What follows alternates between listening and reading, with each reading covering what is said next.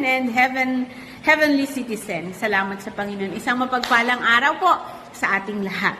So, tayo po muna ay manalangin.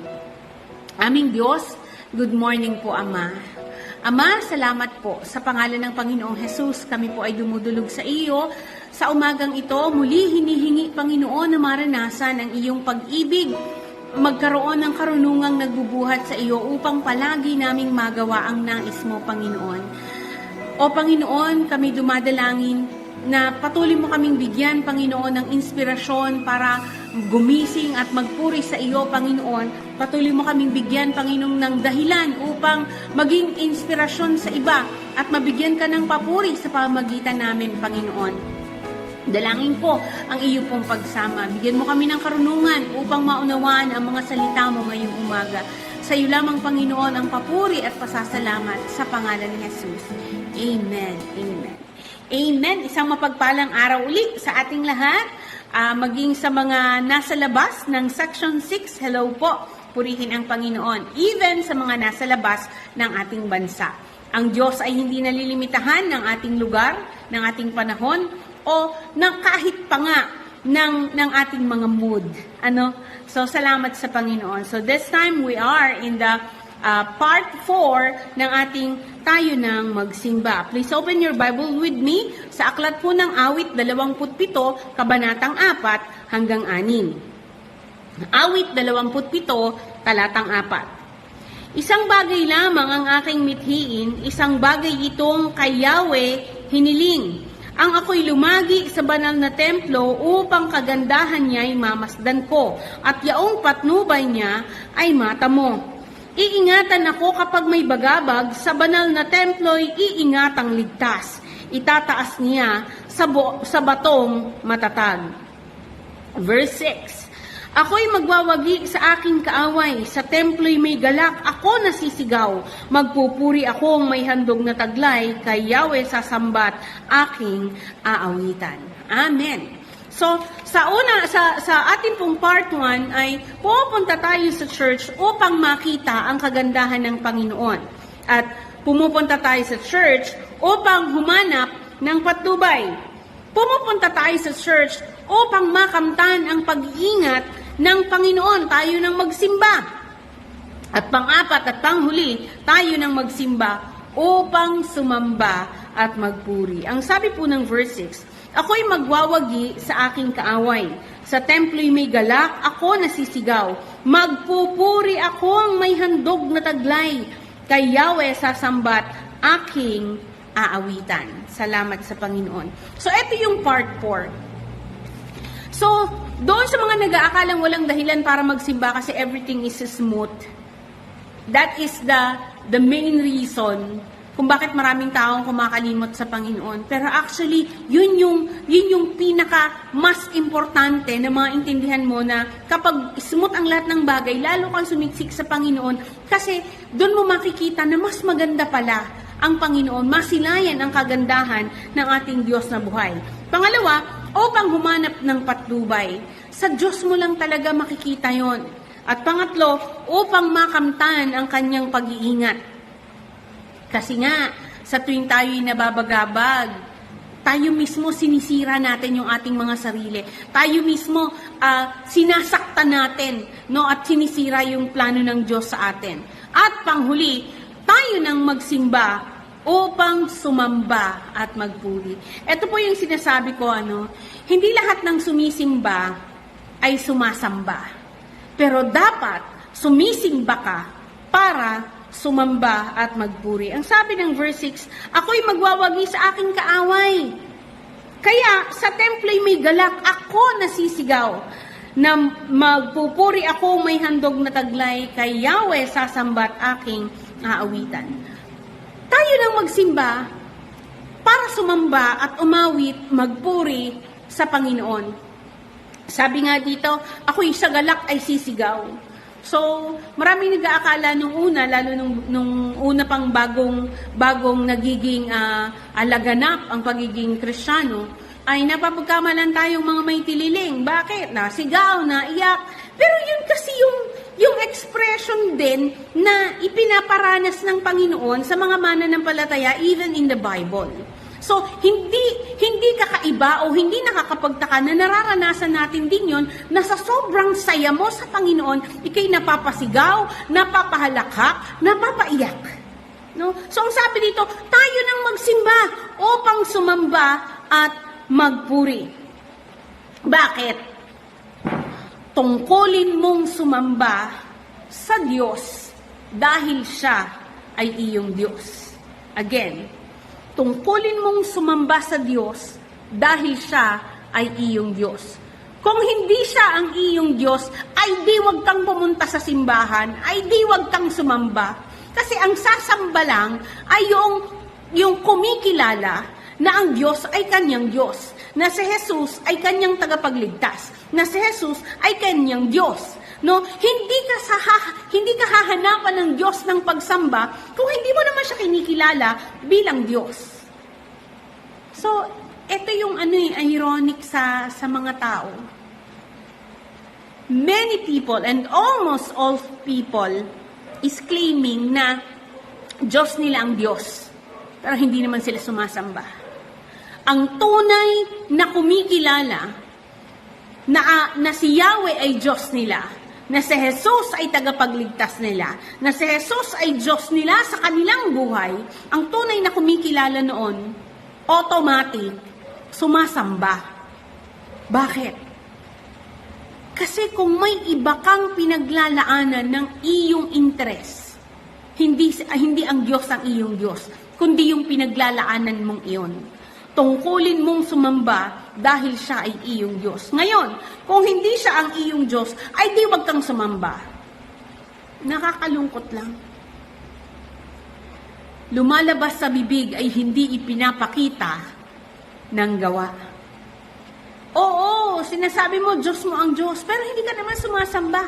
Meron kang ibang pinaglalaanan ng buo mong buhay. Ano ang sabi ng Biblia? Kung nasaan ang iyong puso, kung nasaan ang iyong kayamanan, naroon ang iyong puso. No? Ay kung ang kayamanan mo ay nasa sanlibutan, naroon ang iyong puso. Hindi ka talaga magkakaroon ng pagkakataong sumamba at magpuri sa isang Diyos na hindi mo kinikilala. Dahil ang puso mo ay hindi mo ibinigay sa Diyos. Kailangan mong, gusto ko pong sabihin, magkaiba yung pagsamba at pagpupuri. Ang pagpupuri ay dahil may ginawa, dahil may kapuri-puri.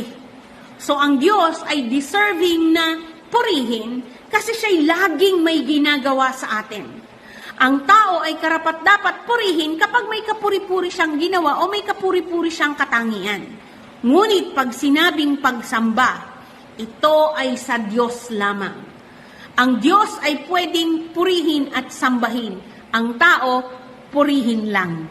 No, kasi may kapuri-puri. Pero ang Diyos, siya lang ang worthy doon sa pagsamba. Kasi pag sinabing pagsamba, you are acknowledging His Lordship over you.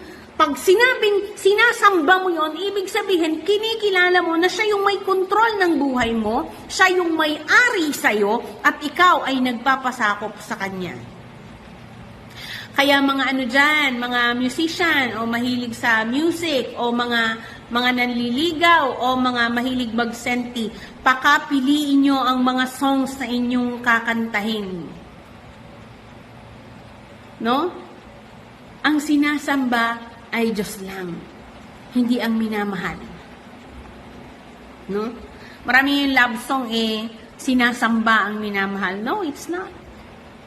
Kapag ito ay erotic love, purihin mo na lang siya kasi maganda siya, kasi mabait siya, kasi siya yung hinahanap mong kapartner sa buhay mo. Yon, purihin mo. Pero ang pagsamba, nakalaan lang yan sa Panginoon. Kaya tayo nang magsimba para sumamba sa Panginoon. Sasabihin ng iba, ay pwede naman ako sumamba sa bahay. Ay pwede naman ako sumamba kahit saan. At ang Diyos naman ay nasa sa lahat ng dako. Oo, totoo yun. Pero how can you prove that God is your God? How can you explain sa Panginoon na siya ay Diyos mo pero hindi ka nagpapasakop sa gusto niya? At ang gusto niya, huwag niyong kalimutan ang mga pagtitipon. No? Dapat Tapos ang lakas ng loob natin sabihin natin, Panginoon, ikaw po ay Diyos ko, mahal po kita. Pero hindi ginagawa ng iyong katawan. Kung ang simbahan na iyong pwedeng lakarin at nasa lupa lamang ay hindi mo marating, sa langit pa kaya ikaw makarating? Again, kung ang inyong church na malapit o pagpalagay ng isang sakay ay hindi mo marating, sa langit pa kaya ikaw makarating? Na walang eroplanong makakasapat para ihatid ka doon. At yun eh. Gusto kong sabihin, sabi rito ng sumulat ng aklat ng awit, ang gusto niya manatili sa templo para magpuri. Ang gusto niya manatili sa templo ni Yahweh para sumamba. That is the greatest desire. And yet si King David ang sumulat nito, isang hari na di hamak, na napakaganda ng kanyang palasyo, na kumpleto sa lahat. Pero mas gusto niya ang magstay sa templo ni God. Kasi gusto niyang ubusin ang panahon niya sa pagpupuri at pagsamba. Ano yung isang song? Better is a one day in your house. Better is a one day in your court. Better is a one day in your house than thousands elsewhere. Limot ko yung tono. Pero yung thought, yun yung sinasabi ng Biblia. Mas maiging mag-spend ng isang araw sa templo ng Panginoon kaysa 1,000 araw sa ibang lugar na wala naman ang Diyos. Kasi nga po, ang purpose mo ay sumamba. Ikaw ay nilikha ng Diyos para sumamba. Ikaw ay naitutulak na magpuri sa Panginoon kasi nararamdaman mo yung ginagawa ng Diyos sa buhay mo. No? Kailangan mong magpuri dahil siya ay may ginawa. May ginawa ang Diyos sa'yo. Kung wala talagang ginawa ang Diyos sa'yo, edi wag kang magpuri, edi wag kang magpasalamat, edi wag kang sumamba kung walang ginawa ang Diyos sa'yo. Pero in reality, the fact na ikaw ay humihinga at nakatayo pa ngayon, ibig sabihin, may ginagawa ang Diyos sa iyong kapatid. So this morning, umpisahan mo ang buhay mo na ipamahala ito sa Panginoon. Lord, ikaw na po ang mamahala ng buhay ko. Panindigan mo na siya ay Diyos mo. Tayo nang magsimba. Kasi ikaw ay sasamba. Ano yung utos ng Panginoon? Huwag niyong kaligtaan ang mga pagpupuri. Huwag niyong kaligtaan ang mga pagtitipon. Kasi doon tayo lumalakas. Sabi ko nga po lagi, God created us to worship Him. Ginawa tayo ng Diyos para magbigay puri sa Kanya, para sumamba sa Kanya. So kung hindi yun ang gagawin mo, mali ka ng tinatrabaho, mali ka ng ginagawa. At lahat ng yan, mauuwi sa wala. Kasi ang Diyos lang talaga ang ating destiny. Ang Diyos lang talaga yung ending ng buhay natin. So kung hindi mo siya sasambahin, hindi mo siya pupurihin, hindi mo siya paglilingkuran, worthless ang ending mo. Walang kakwenta-kwenta ang buhay mo, kapatid. Kahit pa sabihing ikaw ang pinakamayaman, pinakasikat, pinakamaganda, pinakapogi, kung hindi ka sumasamba sa isang tunay na Diyos, you end your life. Your life will end pala. Your life will end worthless. Walang kabuluhan. No, sabi dito, ako'y magwawagi sa aking kaaway. Tayo nang magsimba para sumamba. Tayo nang magsimba para magpuri. Alam mo, dalawa lang yung reason kung bakit kakalimutan mo ang pagpunta sa church. Kung bakit kakalimutan mo ang pagsimba. Una, dahil patay ka na. Pangalawa, dahil tinalikuran mo ang Diyos. Alin sa dalawa ang iyong dahilan bakit hindi ka makadalo? Bakit hindi ka pumupunta at sumasamba kasama ng ibang mga mananampalataya? Dalawa lang yung totoong valid na dahilan. Hindi mo siya Diyos or patay ka na. Huwag nating hintayin na akay-akay ka ng 4 na tao habang ikay nakahiga bago ka pumunta sa church. God created you para sumamba. At habang sumasamba tayo sa Panginoon, ang Diyos ang bahala ng lahat ng tungkol sa buhay mo. Yung magulo mong buhay, yung maligalig mong buhay, yung walang kapayapaan mong puso, yung lahok-lahok mong laman ng isipan, bahala ang Diyos sa'yo. Basta sumamba ka at magpuri. Bakit? Kasi nga Diyos mo siya. At dahil Diyos mo siya, pag-aari ka ng Panginoon, kaya ang Diyos din naman ang bahala sa'yo. Hindi ikaw yung bahala sa'yo, siya ang bahala sa'yo. Ganyan kasarap maglingkod sa Panginoon. No? Tingnan po natin, gusto ko pong tapusin dito. Ang sabi ng verse 6, ako'y magwawagi sa aking kaaway. Yung encouragement, magkatapos nung 4 na dahilan na yon, tayo nang magsimba. Bakit tayo dapat magsimba? Doon sa 4 na dahilan na yon, doon sa 4 na dahilan na yon, ang sabi diyan, ako'y magwawagi sa aking kalaban. Kaya ka magpupuri kasi ikaw ay magwawagi sa iyong kalaban. Kaya ka humahanap ng patnubay para magwagi sa iyong kalaban. Kaya ka naghahanap ng kagandahan ng Panginoon kasi hindi maganda yung kalaban. Hindi magandang may kalaban. Kaya ka hahanap ng pag-iingat dahil may kalaban na gusto kang saktan. At ito yung sabi ng verse 6, ako'y magwawagi sa aking kaaway. Ano yung kaaway? Sarili, tukso, tao, problema, lungkot, takot, kay Satanas. Sabi dyan, ako'y magwawagi. Future tense po yung ginamit, magwawagi. Ibig sabihin, continuous. Hindi ka pwedeng tumigil. Tayo na magsimba, hindi pwedeng, ay nakasimba na ako nung nag-communion, nung first Sunday. Hindi ganun. Tayo nang magsimba. Para sumamba at magpuri. Again, isang paalaala, 2 bagay lamang ang valid na dahilan para hindi ka sumamba sa Panginoon. Una, hindi mo siya Diyos. Pangalawa, dahil patay ka na. And I believe, lahat tayo ay buhay at kumikilala sa ating Diyos na buhay. Tayo po'y manalangin. Aming Diyos sa makapangyarihan sa lahat.